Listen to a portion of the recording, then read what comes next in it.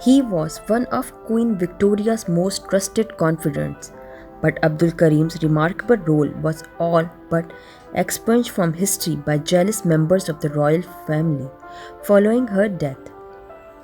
Hello viewers and welcome back to my channel Lubna Scholars. In this video we will talk about Abdul Karim.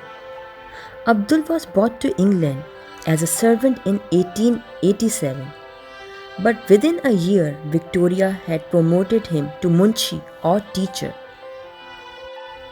In 1887, when Queen Victoria was celebrating her Golden Jubilee, the longest reigning monarch of her time, the empire was at height, stretching across nearly one-fifth of the globe. The British authorities thought it would be a good idea to invite some Indian princes to the celebration. At her party, the empire would be on display before the world.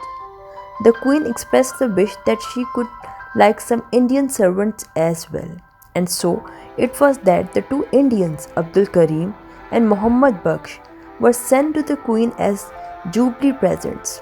Their job was to stand behind her, waiting at table.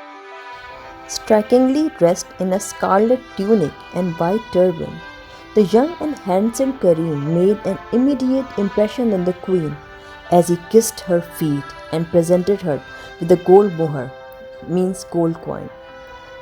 The 24-year-old had arrived from Agra, the home of the Taj Mahal, the world's most beautiful monument to love.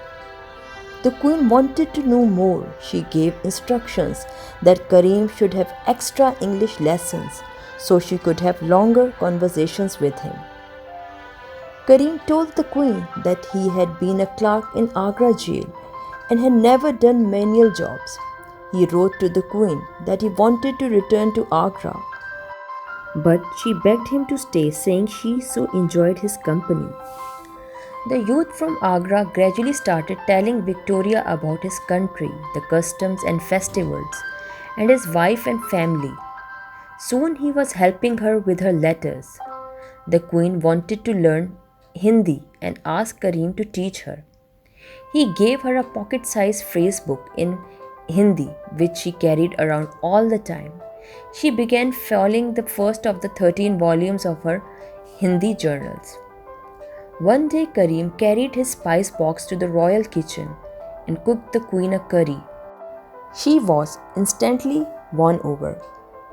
Victoria pronounced the curry to be excellent and ordered that curries were to be cooked every day and served for lunch.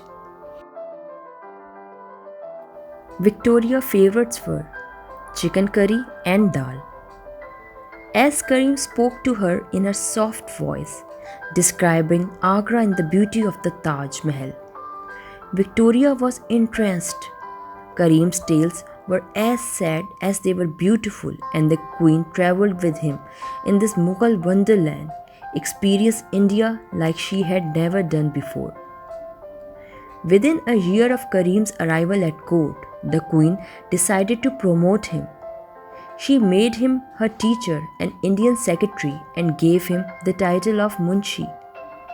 All photos of Karim waiting at table were destroyed, and the household was instructed to address him formally as the Munshi. She had his portraits painted by the Austrian court artist. The queen gave him houses. On a royal train, the Munshi was given a private carriage next to the queen. The queen sensed that her family and household would come down heavily on Karim after her death, and she wanted to provide for him. She wrote to the viceroy asking him to give a large grant of land to Karim. When Karim asked for a pension for his father, who had served the British loyally for nearly 40 years, the queen immediately wrote to the viceroy. Karim's father was invited to England, taken on the tour of the hospitals of Edinburgh, and was the only person allowed to smoke a hookah, which is a water pipe, in Windsor. However, their close friendship provoked envy within royal circles. Just hours after Victoria's funeral, a party led by Edward's seventh wife, Queen Alexandra, and Victoria's daughter Beatrice, with some guards. Within moments, they had stormed into his house.